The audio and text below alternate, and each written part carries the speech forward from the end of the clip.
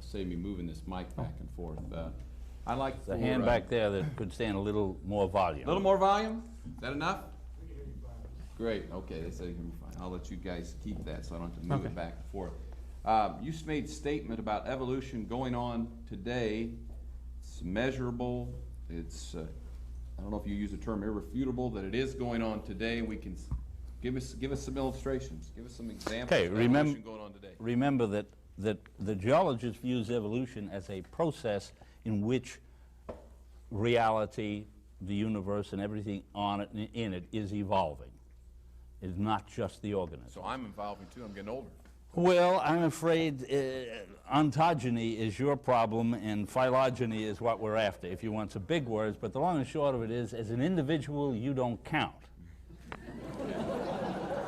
I know that. Now, in the spiritual world, it's a different story, and you can see why there is more attraction to that than there is to the scientific world. There's not much solace in science.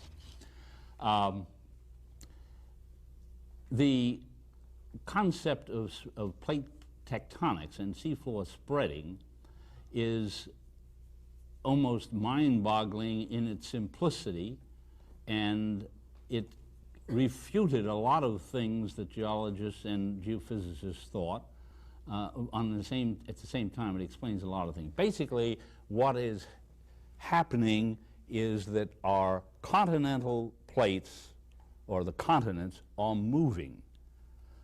Some are moving away from one another, such as Africa is moving away from South America and North America. And in the ocean, there is a magnetic, if you will, tape of that movement. You would not be aware of it, and I certainly wouldn't be aware of it if it were not the result of research in my field, that the Earth's magnetic field, and compasses point to the north, but 30,000 years ago, the same compass, had it been there, would have pointed to the south. The poles reverse polarity periodically, and a record of it has been established. For those who want to pursue it, you can look up on the Curie point and things of that sort, and magnetic reversals. But the long and short of it is that as rock cools, you've all seen, and even the youngsters have seen, molten rock being spewed out of a volcano. As it hardens, it has one temperature when it solidifies. It has another temperature below that in which all the iron particles become fixed, oriented by the Earth's magnetic field at the time they cool. And we were very confused initially because in drilling down through lava flows of a volcano, with the top ones being youngest and the lower ones being older, we found that the orientation of the magnetic field, according to these lower layers, pointed in different directions. And so we said, aha, the Earth's magnetic field is moving. It's just slower than we can record. And the British did the same thing, only they said, well, it's moving different from what you guys are saying. And the people from Russia said, no, it's moving in a different direction. And finally, and this is where you want to talk about examples of being wrong, finally someone came up with the idea that the magnetic pole is not moving, it's the continents. But nobody had the guts to talk about that because geophysicists said they can't move the continents, terra firma, until we started drilling in the ocean floor and discovered, indeed, that in these spreading zones we have bands. As each crack opens and cools and then is cracked again, you have parallel bands of alternating magnetic fields that match perfectly with the magnetic changes of the volcano layers coming out in the same time frames, all done with radiometric dating to compare one with the other. At the same time, fossil evidence of the first layers on top also added credibility at that point. And then we find that by backing this up, not by chance or by mathematical mode, but by the width of each of these bands and the flow rates that we can measure today. That's where the measurable came. We actually can measure how far apart one plate is moving from another. With lasers now, we also can measure the earth tide, in which all of us go up and down twice a day, just like the sea goes up and down.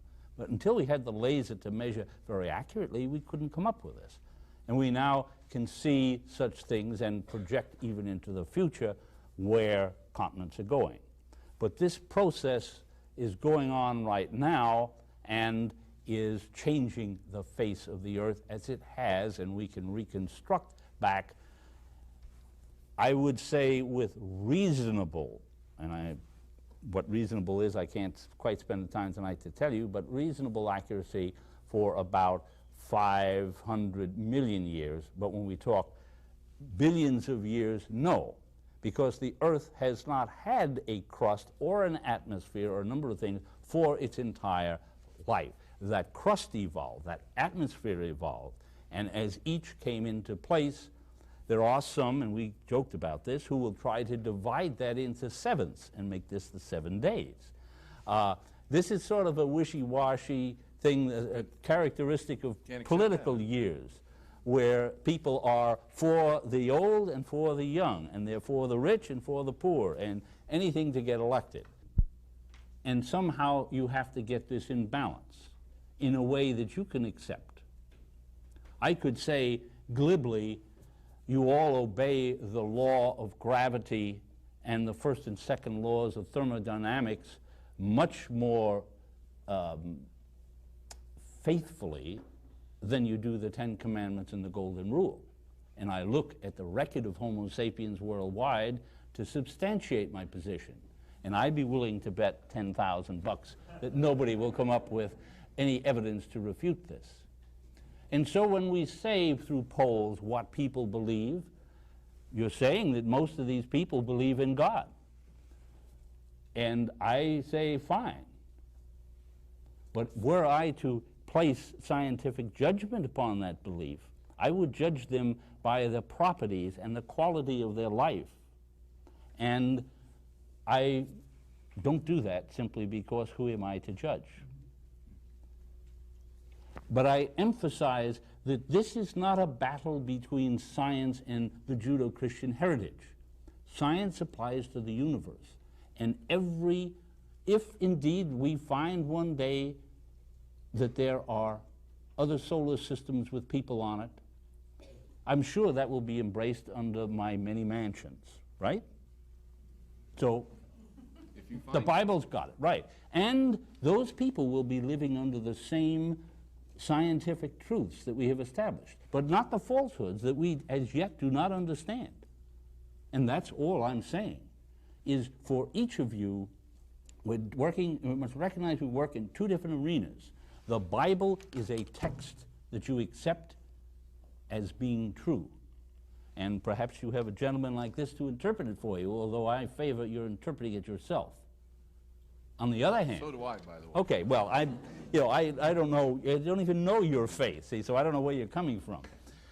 You look sort of like a Janus to me. I'd like to have a few people agree with me. I see, okay, right. Well, that's always comforting. I like it too, occasionally. On the other hand, science thrives on the idea of throwing the thing out and seeing people say, no, that doesn't apply. And then say, why doesn't it apply? Well, because over here, I did this and that did not apply. That helps me. That's the feedback that is self-corrective to make my proposition next time better. And it may take a century or more before we refine things to where it is predictable. But look around you of all the things that are pretty closely on the money.